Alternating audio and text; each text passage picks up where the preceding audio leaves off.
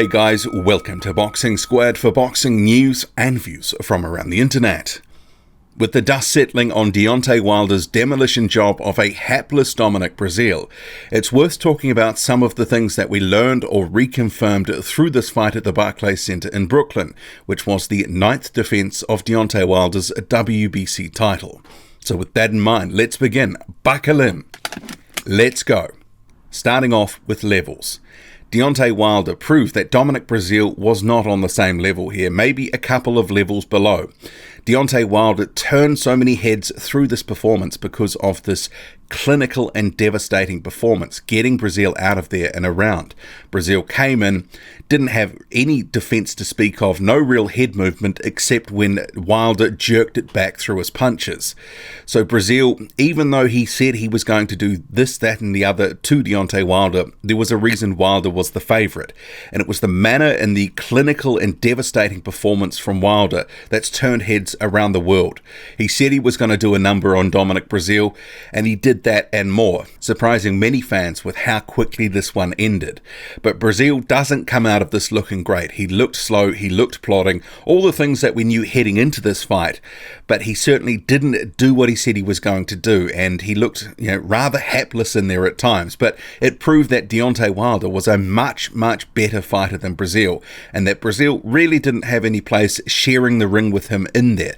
But that was what the WBC had ordered through him being the WBC mandatory. And it seems Dominic Breazeale hasn't taken this loss well. He didn't talk to Jim Gray in the post-fight interview, refused to be interviewed, and has since deleted or deactivated his social media accounts. You can see here the Twitter one, which would normally trouble boxing take you to his page, doesn't exist anymore. Also, he spoke after the fight of he thought that the ref called the fight off early, saying, "I think the ref stopped it a little early because I could hear him saying 7 and 8, but that's boxing." Well, I'm sorry, Dominic, you were counted out. The ref went the full 10 seconds. It wasn't waved off at 7 or 8. He went the full 10. You were only halfway up as he was saying 10.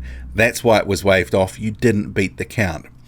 So for all the stuff that Dominic Breazeale said he was going to do, all the bad blood that he was going to channel to put a beating on Deontay Wilder and expose him, he wasn't able to do it. And in part that was because he wasn't up to the challenge. And we saw that in the ring. He didn't have any sort of nuance or any real skill to what he was doing. He was coming forward, he was open to being hit, and he was dispatched in a clinical and devastating performance by Deontay Wilder. And Wilder proved that, if you are going to stand there and you are not going to move, you're not going to actually defend yourself, you're not going to have any sort of anything to your game, you're going to get hit and hurt and likely knocked out. Hey, this is Tyson Fury, aka the Gypsy King. Just like to say well done to Deontay Wilder in knocking out Dominic Breazeale. I got that prediction quite correct. Anyone who wants to go toe-to-toe with Deontay Wilder will have the same fate as Dominic Breazeale and the rest of his 40 other victims. Anthony Joshua, you'll get it as well. Same thing will happen to you, Mush. Dylan White, you'll get it as well. The Bronze Bomber is the most fearsome, most destructive puncher in the heavyweight division, but it's just a pity that he had to lose to the Gypsy King. Anyone who stands in front of Deontay Wilder, he will knock him out. Deontay Wilder is the second baddest man on the planet behind the Gypsy King, aka Tyson Fury, the #1 heavyweight in the world. Nobody can beat me. Can't be touched. With this performance from Deontay Wilder against Dominic Breazeale, and with some, the benefit of hindsight, it actually makes Tyson Fury's performance look even better. He went the full distance with Deontay Wilder. He did get clipped twice and almost taken out in the 12th round. But two things. He was able to get up in the 12th. He beat the count. And also, at times in that fight, because of what he was doing, his movement, his feints, just the all-round skill and ability to evade, bobbing, slipping, weaving, making Deontay Wilder hit fresh air most of the night. Tyson Fury's performance looks even better in hindsight now, given what we've just seen. You compare the two. But that shows you, if you don't move and if you don't, evade the punches, you're going to be having a pretty short night against Deontay Wilder. And that's going to take me to my third point here. Anthony Joshua. Eventually, he will face Deontay Wilder. I think we all know this is going to happen, or hope it's going to happen at some point. Wilder confirmed it will happen, but the hold-up now, from what he said, was they want to make the most amount of money, and by waiting that they can achieve this. So the post-fight interview, he said, we want to make the most amount of money for this fight. So that probably means 2020 or 2021 for that fight to happen, because obviously what they're doing, it's pretty cool, calm, calculated. It's a marination job right now. This isn't about the best fighting the best right now. It's about the best fighting the best in the little bit of time so we can make some more money. And obviously he's hoping his cut gets increasingly larger between now and whenever the fight happens. But for Anthony Joshua and his team seeing this fight, it's obviously a case of they want to be more like Tyson Fury and less like Dominic Breazeale, because if you're a stationary target, you can't give Deontay Wilder some movement. It's not going to end well. He'll catch up with you at some point. And even a guy like Tyson Fury, who was boxing rather slickly for the best part of 12 rounds, still got caught up with a couple of times. So Anthony Josh will need to continue to work on the movement and trying to be as slick as possible to prepare for Deontay Wilder whenever they do meet. And I think we have seen Anthony Joshua improving that aspect of his game. They have been, I think we saw parts of it in the Alexander Povetkin fight, also the Joseph Parker fight. He is actively trying to be less robotic, trying to be more fluid, and trying to actually prepare for that style matchup once it finally does come to pass. Another thing that this fight reconfirmed was that Deontay Wilder has elite power. We all knew that heading in there, but this was a timely reminder that he's a devastating puncher with the right hand. When he's injury-free and when he's got the timing right and he hits you flush, it really is hard to get up from that, and Dominic Breazeale was unable to beat the count.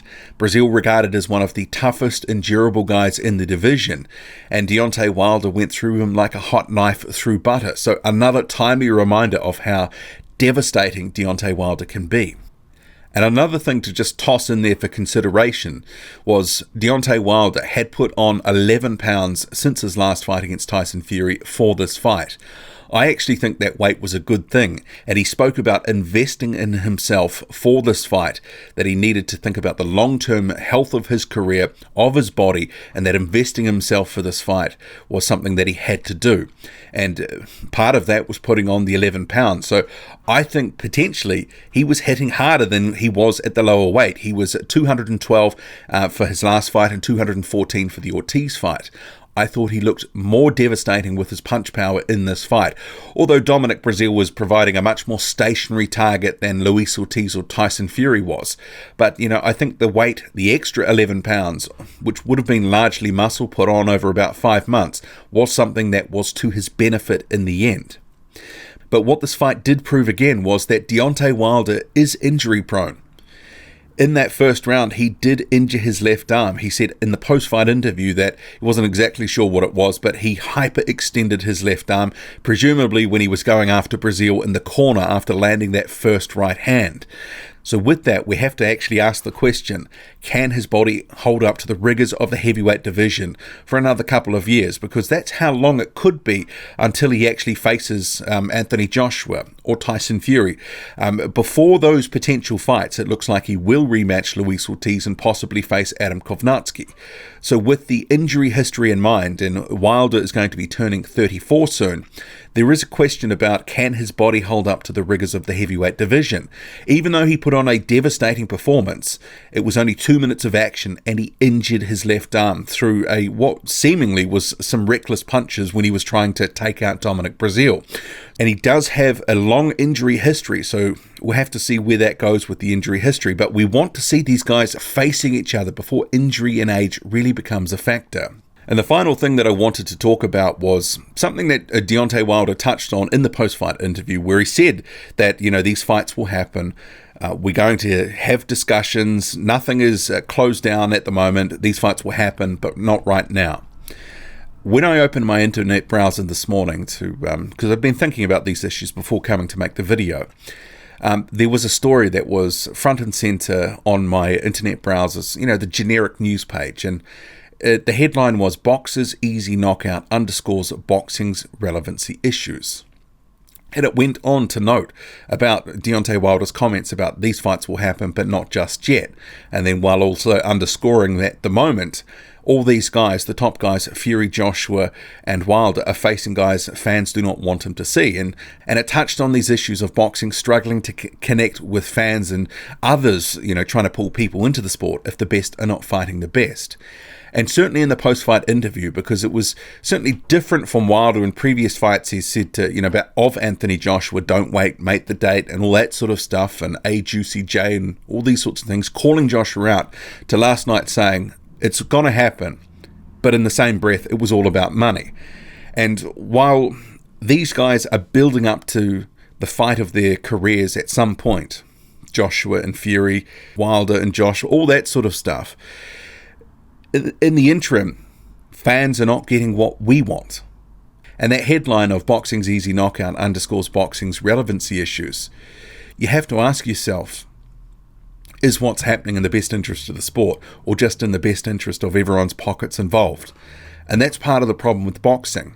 We don't get the fights that we should be getting when we want them. They're always a couple of years too late, and often one or two of the guys is maybe a bit past prime or something like that. Hopefully not in this case, but at the moment, we aren't getting what we want.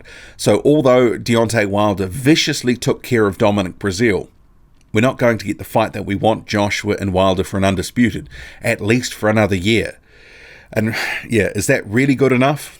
What do you make of it all? Drop a comment, loud and often. Hit like, hit subscribe, follow me on Twitter. Boxing_squared. I'm out.